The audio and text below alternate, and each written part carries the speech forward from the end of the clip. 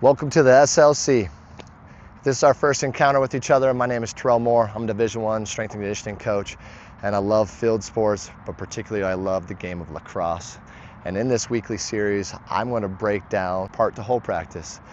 We have skills that are always in every sport, and sometimes we can't be successful in those skills right from the very beginning, and it's frustrating as athletes.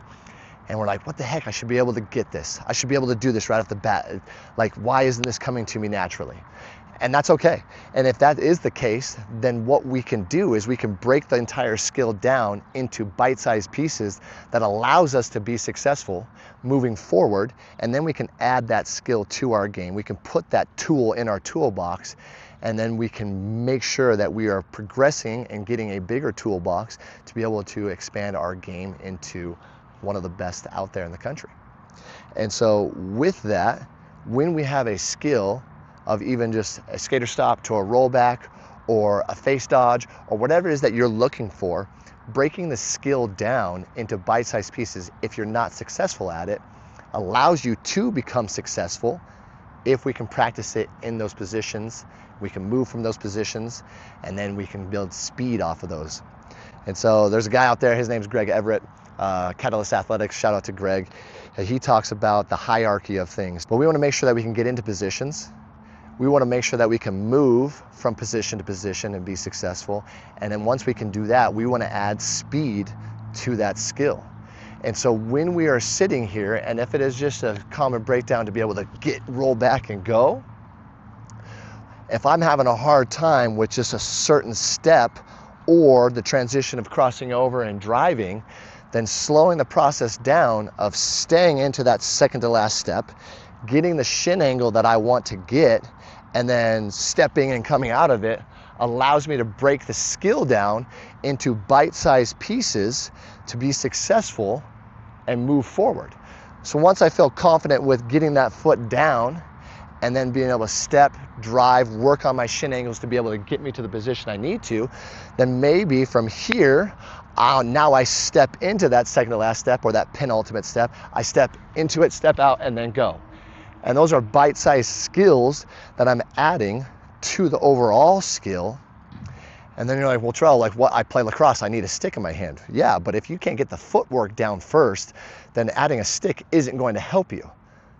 Once I can get that skill down and I feel like I'm good and I'm not like rolling out or swinging of my hips, it feels like it's stable and I get into it, I add speed to it, because now speed is going to determine how much of a shin angle I need to be able to get out, because I got to sink, I got to squat into that, and I got to be able to push out and go the other way.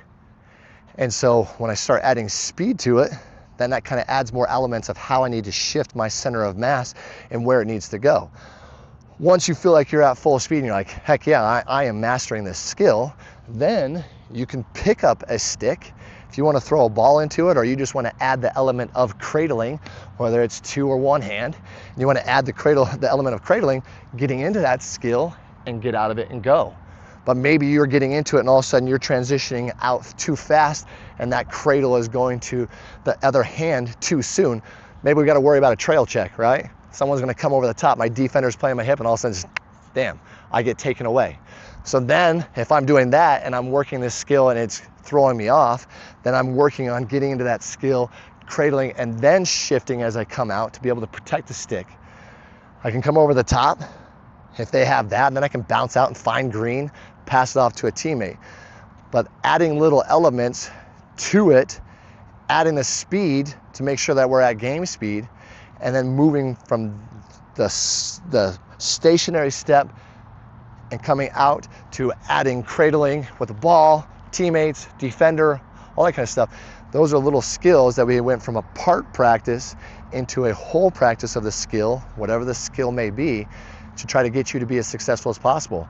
Not everyone's going to pick up a skill just like that. They're not professionals, and even then, professionals started somewhere, and it was probably somewhere in their game they had to break down a skill into part practice, and then to be able to get to whole practice and then implement that in games.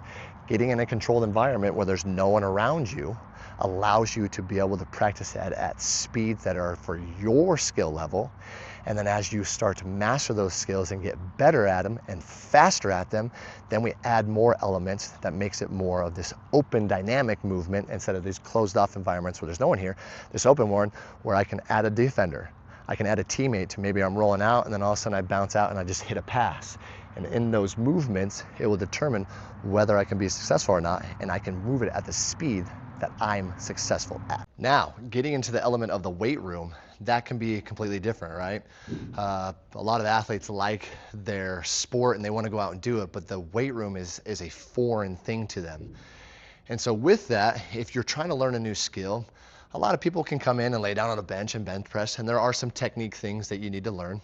A lot of people can get underneath a bar and squat. And there are some things that you need to learn with that as well. And we'll go over those later. We'll go about progressions and regressions to certain things. But for me, I like the Olympic lifts. I like the cleans, I like snatches, and I like jerks. And for those, that can be an added element of a dynamic movement in the weight room that not a lot of people feel comfortable with. And so that same concept we talked about on the field is can do that same thing here in the weight room. We can do part to whole practice. We can break down elements of lifts that might be a little bit harder to comprehend or adjust to with moving barbells coming at you, navigating your face, a lot of different things with that. And so we can break these skills down, just like on the field, parts to whole practice.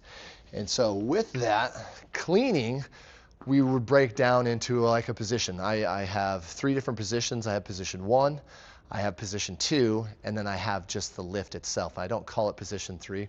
I don't want to, so I'm not going to. So position 1, we can just break down the top half of the lift. From this position, I can learn or teach the power position to my athletes, and I can learn how to drive, navigate a barbell around my face, and then catch into the actual lift. A lot of times you'll see certain things like flipping the barbell out or pulling it too high and then it coming and crashing on you. So I can break it down into smaller pieces, right? I can get into my position. Then if I'm going to progress it, I can move from position to position and make sure that I can maintain good technique. And then once I get into the actual lift, I got to make sure that I can move it fast and I have speed. The element of load will be weight on the bar. So breaking it down and in these positions and this movement, I can go from part to whole practice, learn position 2, learn how to navigate my knees, keeping that barbell close, driving up and catching, elbows high and back, and letting the barbell roll into my shoulders allows me to be successful so that I can start adding weight to the barbell and then try to get stronger, work on that power production and all that kind of stuff. So part to whole practice can be out on the field. It can be in the weight room, breaking them down into small digestive pieces that allow you to progress and go to the next stage of that skill, the lift or whatever, allows you to be successful. And we want that to be able to do the things that we want to do in the weight room and out in the field and have them translate together.